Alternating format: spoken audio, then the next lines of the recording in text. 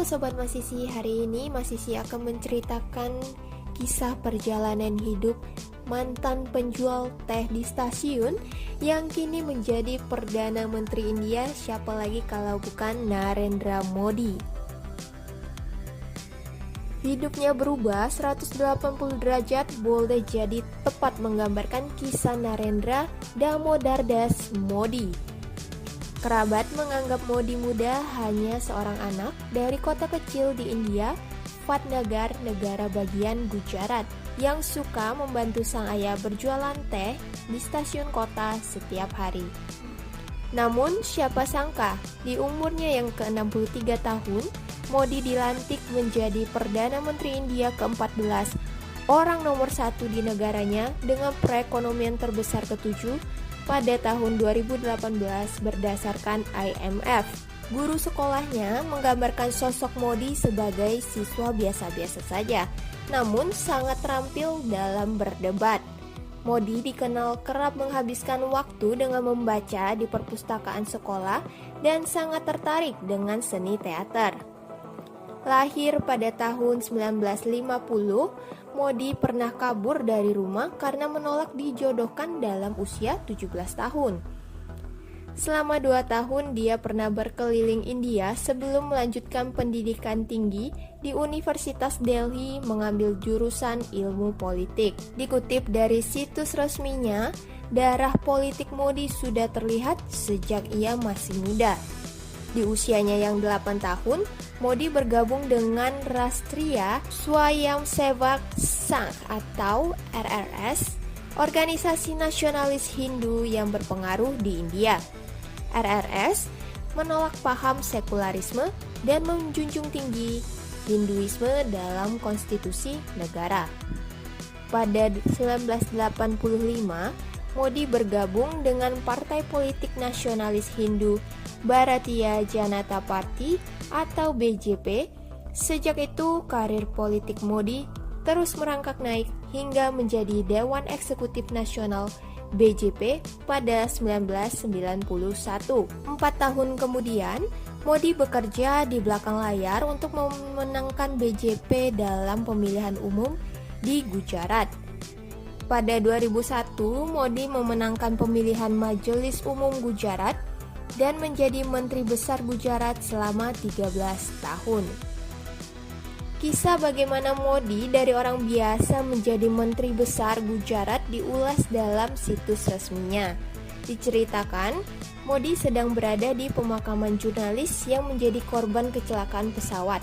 Saat menerima telepon dari PM India kala itu, Sri Atal Bihari Vajpayee. "Di mana kamu?" tanya Atalji. Modi pun menjawab, "Saya sedang menghadiri upacara pemakaman." PM Atalji lalu memanggil Modi ke rumahnya malam itu juga. Saat bertemu, Atalji mengomentari penampilan Modi. "Delhi membuat kamu sangat gendut. Kamu harus kembali ke Gujarat." Pesan itu dipahami dengan sempurna oleh Modi, yang sangat terkejut atas keputusan tersebut. Tak pernah menjadi menteri besar, hal itu adalah tanggung jawab luar biasa dipercayakan kepadanya. Namun Perdana Menteri telah bertitah, Modi tak dapat berkata tidak. Pada akhirnya Modi bukan hanya sekali terpilih menjadi menteri besar, melainkan, berapa kali? 4 kali. Popularitasnya pun terus melonjak selama memerintah Gujarat. Dia dianggap berhasil membangun perekonomian dan memajukan sektor industri di sana. Di tangan Modi, Gujarat mampu menjadi wilayah penyumbang GDP terbesar bagi India. Kepemimpinan Modi di Gujarat tidak terlalu mulus. Tak lama setelah ia diangkat sebagai kepala menteri, Gujarat menghadapi krisis komunal. Demo anti-muslim pecah pada 2002, lalu hingga menewaskan lebih dari 1.000 orang, terutama umat muslim. Modi dituding gagal mencegah kekerasan tersebut. Dia sempat diinterogasi polisi karena disebut terlibat dalam kericuhan itu, namun tidak pernah dituntut. Krisis tersebut mendapat sorotan hingga boikot dari dunia internasional. Amerika Serikat bahkan sempat menolak Modi masuk negaranya karena dituding membiarkan konflik komunal itu terjadi. Ia juga sempat dikritik karena kebijakannya selama memimpin Gujarat dianggap lebih menguntungkan orang kaya dan beberapa perusahaan tertentu daripada orang miskin.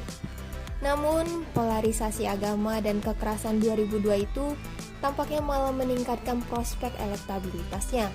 Hingga pada 2014, BJP mencalonkan Modi sebagai Perdana Menteri India dalam pemilihan umum meski sejumlah partai senior menolaknya.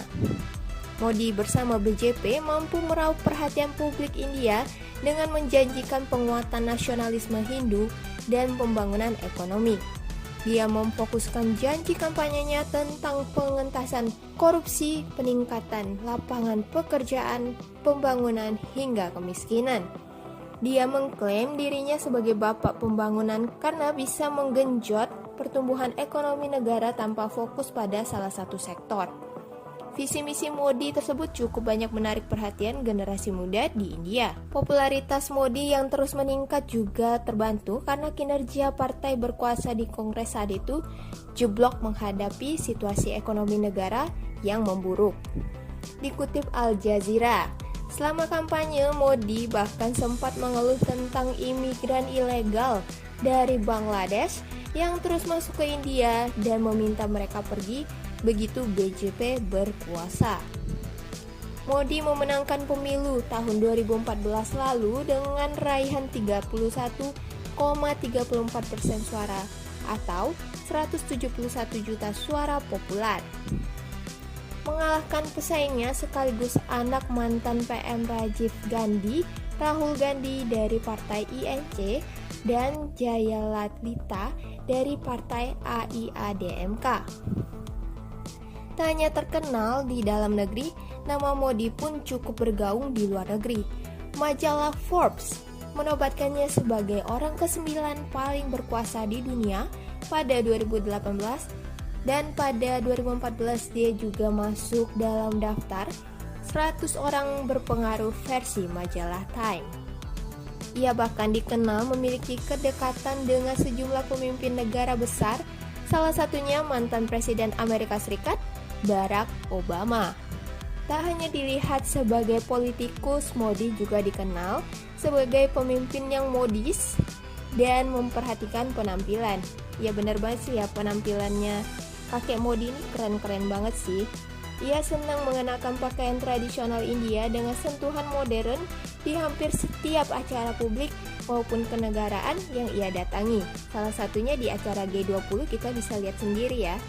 Modi juga dikenal sangat aktif menggunakan media sosial. Hingga pada 2015, majalah Time lagi nih menobatkannya sebagai politikus kedua yang paling banyak diikuti di media sosial. Nah, jadi itu tadi kisah perjalanan bagaimana seorang penjual teh di stasiun yang kini akhirnya menjadi Perdana Menteri India yang ke-14. Jangan lupa like dan subscribe agar kalian bisa dapatkan berita menarik lainnya dari Masisi News Channel. Terima kasih.